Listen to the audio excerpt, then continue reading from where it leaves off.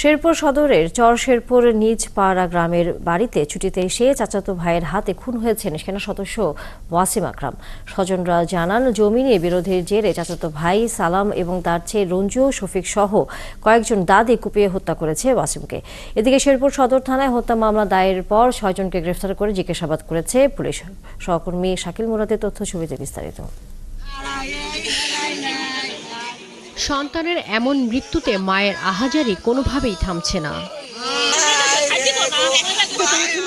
স্বজনরা জানান, গত 25 নভেম্বর সিলেট সেনানিবাস থেকে ছুটিতে বাড়ি আসেন সেনা সদস্য ওয়াসিম আকরাম। এরপর 2রা ডিসেম্বর তার পৈতৃক জমি থেকে ধান কেটে বাড়ি ফেরার পথে তার উপর হামলা করে চাচাতো ভাই সালাম ও তার ছেলে রঞ্জু শফিক সহ কয়েকজন। এক পর্যায়ে ঘটনাস্থলে আকরামের মৃত্যু হয়। তাই দোষীদের গ্রেপ্তার করে দৃষ্টান্তমূলক শাস্তির দাবি স্বজনদের।